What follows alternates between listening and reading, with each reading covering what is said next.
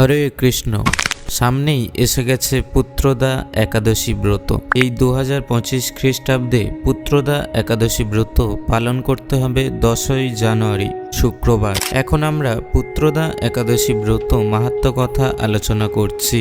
যুধিষ্ঠির বললেন, হে কৃষ্ণ, পৌষ মাসের শুক্লাপক্ষের একাদশীর নামই বা কি, বিধিই বা কি, কোন দেবতা এই দিনে পূজিত হন এবং আপনি কার প্রতি সন্তুষ্ট হয়ে সেই ব্রতফল প্রদান করেছিলেন? কৃপা করে আমাকে সবিস্তারে তা বলুন।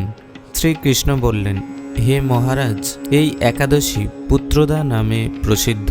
সর্বপাপ বিনাশিনী ও কামদা এই একাদশীর অধিষ্ঠাত্রী দেবতা হলেন সিদ্ধিদাতা নারায়ণ। ত্রিলোকে এর মতো শ্রেষ্ঠ ব্রত আর নেই। এই ব্রতকারীকে নারায়ণ বিধান ও যশস্বী করে তোলেন। এখন আমার কাছে ব্রতের মাহাত্ম্য শ্রবণ করুন। ভদ্রাবতী পুরীতে সুকেতুমান নামে এক রাজা ছিলেন। তার রানীর নাম ছিল শৈবা। রাজ দম্পতি বেশ সুখেই দিন যাপন করছিলেন। বংশরক্ষার জন্য বহুদিন ধরে ধর্মকর্মের অনুষ্ঠান করেও যখন পুত্রলাভ হলো না, তখন রাজা দুশ্চিন্তায় কাতর হয়ে পড়লেন। তাই সকল ঐশ্বর্যবান হয়েও পুত্রহীন রাজার কোনো সুখ ছিল না। তিনি ভাবতেন, পুত্রহীনের জন্ম বৃথা ও গৃহশূন্য। পিতৃদেব মনুষ্যলোকের কাছে যে ঋণ শাস্ত্রে উল্লেখ আছে, তা পুত্র বিনা পরিশোধ হয় না। পুত্রবান জনের এ জগতে যশ লাভ ও উত্তম গতি লাভ হয় এবং তাদের আয়ু, আরোগ্য, সম্পত্তি প্রভৃতি বিদ্যমান থাকে।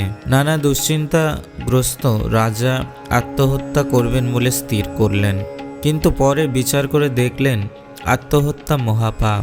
এর ফলে কেবল দেহের বিনাশ মাত্র, কিন্তু আমার পুত্রহীনতা তো দূর হবে না। তারপর একদিন রাজা নিবিড় বনে গমন করলেন। বন ভ্রমণ করতে করতে দ্বিপ্রহর অতিক্রান্ত হলে রাজা ক্ষুধা ও তৃষ্ণায় অত্যন্ত কাতর হয়ে পড়লেন। এদিক ওদিক জলাদির অনুসন্ধান করতে লাগলেন। তিনি চক্রবাক, রাজহংস এবং নানা রকম মাছে পরিপূর্ণ একটি মনোরম সরোবর তিনি দেখতে পেলেন। তারপর রাজা সেই সরোবরের কাছে উপস্থিত হলেন। সরোবরের কাছে মুনিদের একটি আশ্রম ছিল। তিনি সেখানে উপস্থিত হলেন। সরোবরের তীরে মুনিগণ বেদ পাঠ করছিলেন। মুনিবৃন্দের শ্রীচরণে তিনি দণ্ডবৎ প্রণাম করলেন। মুনিগণ রাজাকে বললেন, হে মহারাজ, আমরা আপনার প্রতি প্রসন্ন হয়েছি। আপনার কি প্রার্থনা বলুন। রাজা বললেন, আপনারা কে এবং কি জন্যই বা এখানে সমবেত হয়েছেন? মুনিগণ বললেন, হে মহারাজ,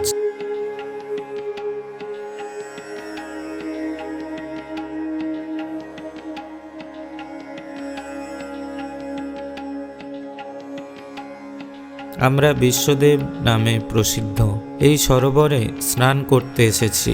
আজ থেকে 5 দিন পরেই মাঘ মাস আরম্ভ হবে। আজ পুত্রদা একাদশী তিথি। পুত্র দান করে বলে এই একাদশীর নাম পুত্রদা। তাদের কথা শুনে রাজা বললেন, হে মুনিবৃন্দ, আমি অপুত্রক, তাই পুত্র কামনায় অধীর হয়ে পড়েছি। এখন আপনাদের দেখে আমার হৃদয়ে আশার সঞ্চার হয়েছে। এ দুর্ভাগা পুত্রহীনের প্রতি অনুগ্রহ করে একটি পুত্র প্রদান করুন। মুনিগণ বললেন, হে মহারাজ, আজ সেই পুত্রদা একাদশী তিথি, তাই এখন আপনি এই ব্রত পালন করুন। ভগবান শ্রী কেশবের অনুগ্রহে অবশ্যই আপনার পুত্রলাভ হবে। মুনিদের কথা শোনার পর যথাবিধানে রাজা কেবল ফল মূলাদি আহার করে ব্রত অনুষ্ঠান করলেন। দ্বাদশী দিনে উপযুক্ত সময়ে শস্যাদি সহযোগে পালন করলেন। মুনিদের প্রণাম নিবেদন করে নিজ গৃহে ফিরে এলেন। ব্রত প্রভাবে রাজার যথাসময়ে একটি তেজস্বী পুত্র লাভ হলো। হে মহারাজ, এ ব্রত সকলেরই পালন করা কর্তব্য। মানব কল্যাণ কামনায় আপনার কাছে আমি এই ব্রত কথা বর্ণনা করলাম। নিষ্ঠা সহকারে যারা এই পুত্রদা একাদশী ব্রত পালন করবে, তারা পুত নামক নরক থেকে পরিত্রাণ লাভ করবে। আর এই ব্রত কথা শ্রবণ কীর্তনে অগ্নিষ্টম যজ্ঞের ফল লাভ হওয়া যায়। ব্রহ্মাণ্ড পুরাণে এই মাহাত্ম্য বর্ণনা করা হয়েছে।